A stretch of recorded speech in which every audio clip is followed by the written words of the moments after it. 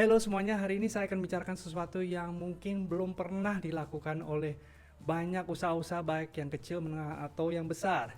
Halo, nama saya Denny Suryo dari IPOX Strategy Academy. Seringkali kita mengetahui bahwa perusahaan-perusahaan itu memiliki sebuah rencana bisnis. Rencana bisnis itu biasanya itu optimis atau mungkin juga di diskon dengan sesuatu yang mungkin yang optimis sekali itu di diskon menjadi setengah optimis ataupun yang jadi pesimis. Itu bagus sekali tetapi itu belum lengkap. Kenapa belum lengkap? Karena yang harus kita memiliki adalah sebuah rencana bisnis kegagalan. Wow, oke, ini kayaknya sesuatu yang belum pernah dengar ya. Rencana atau business failure plan itu sering dilakukan oleh perusahaan-perusahaan yang memang mempunyai wawasan strategi bagaimana mereka bisa mengantisipasi kalau terjadi ada kegagalan. Kegagalan itu bisa diantisipasikan. Ya, ini banyak hal yang kita bisa lihat. Karena kalau kita memiliki bisnis, apalagi Anda yang memiliki atau adalah business owner dari UKM barangkali, selalu mungkin ada kecenderungan membuat sebuah rencana bisnis yang optimis, yang memang targetnya adalah karena ini disesuaikan dengan anggaran, dan karena ini akan disesuaikan dengan omset yang harus ditumbuh dan sebagainya, sehingga apa yang terjadi adalah kita mempunyai wawasan strategi yang sangat optimis sekali ke depan. Bukannya tidak penting, sangat penting sekali karena kadang-kadang kita harus mengimpikan sesuatu yang mustahil, impossible goals. Impossible goals itu adalah penting sekali untuk membawa kita dari sini ke sana, ya. Tapi apa yang kita bicarakan hari ini adalah membuat sebuah rencana business failure plan. Business failure plan itu adalah sebuah dokumen di mana kita bisa menarik kira-kira apa saja yang bisa menyebabkan bisnis ini gagal atau tidak mencapai sesuatu tujuan. Nah, pencapaiannya ini, karena ini sangat penting sekali, tapi apa saja yang bisa menjadi kendala-kendala sehingga tujuan itu tidak bisa tercapai. Nah, hal ini makanya harus dibuat namanya business failure plan, rencana kegagalan bisnis.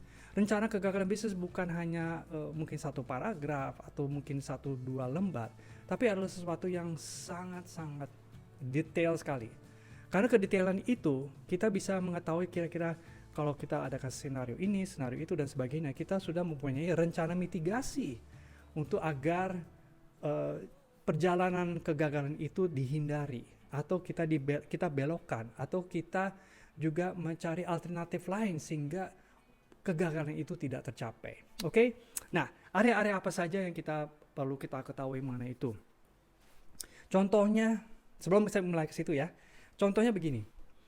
Sebenarnya di dalam sebuah ekonomi sekarang, di dalam peta bisnis, kita sudah mengamati beberapa kali sebenarnya situasi kondisi pandemi yang sudah berjalan. Ya, kita sudah pernah ada MERS atau SARS atau segala macam, itu sudah pernah ada indikasi-indikasi itu. Tapi walaupun kami ini sudah lama di dunia koperasi ya, sudah lebih dari 27 tahun, dan saya pernah kerja di perbankan, telekomunikasi, konsultan manajemen, top 4 di dunia dan sebagainya. Tapi tidak ada satupun yang memikirkan kira-kira multiple apa yang bisa kejadian kalau seandainya ini bisa kejadian, bisa terwujud umpamanya. Ya, memang ini membutuhkan sesuatu yang mungkin agak sedikit berpikir pesimis, tapi kalau kita tidak beranjak kepada pemikiran apa yang bisa terjadi dengan hal-hal yang sudah pernah terjadi yang lalu, dan kita 2 kali lipatkan, 5 kali, bahkan 10 kali lipatkan seperti sekarang ini yang kita sedang mengalami, kita tidak punya namanya mitigasi, rencana mitigasi atau plan A, plan B, plan C, plan D dan sebagainya. Oke? Nah, ini makanya rencana kegagalan bisnis ini harus mendapatkan unsur-unsur yang berkaitan dengan manajemen, mengenai keuangan, mengenai operasi, mengenai pemasaran. Itu yang sifatnya internal, ya. Mungkin hal-hal yang ada 5 mungkin dalam hal ini, ya. Kualitas, pelanggan dan sebagainya itu sangat penting sekali yang harus kita miliki di dalam sebuah rencana kegagalan bisnis.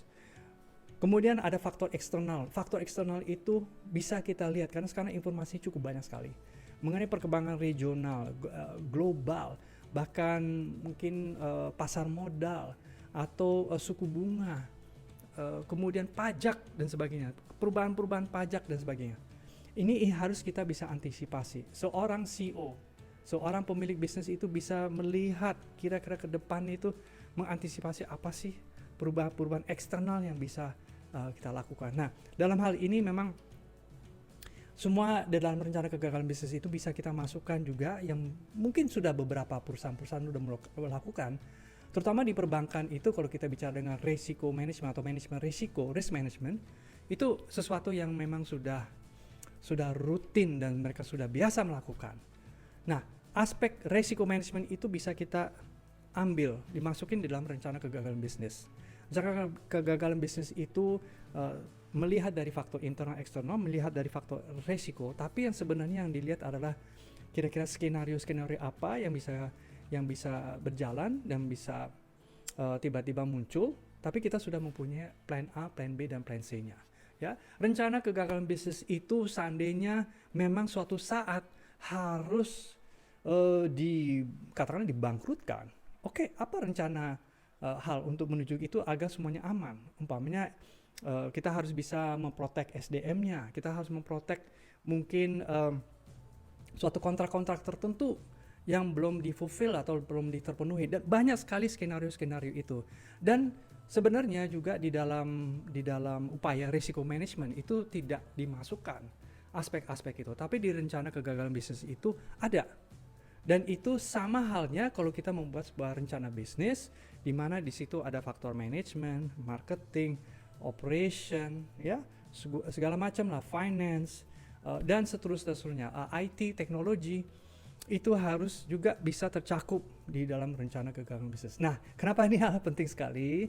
Karena rencana kegagalan bisnis itu juga bisa merupakan faktor menentu bahwa suatu saat kita sudah punya nilai, ya, sudah punya nilai perusahaan, nilai juga dari sisi mungkin boleh kita katakan sebagai capital, ya, capital valuation, business valuation secara internal, ya. Ini adalah sesuatu yang kita bisa faktorkan. Seandainya terjadi ada skenario ini, skenario dan itu, kita bisa mengambilkan bagaimana ada medikasinya atas dasar itu. Oke, itu saja dari saya hari ini. Seru sekali saya ingin share, dan kalau seandainya Anda ingin mengetahui lebih lanjut mengenai IPOX Strategy Academy atau juga lebih mendalam lagi dari topik-topik yang lalu di episode-episode yang kita sudah lakukan, silakan mengunjungi kita punya ada Telegram group dengan link yang ada di sini.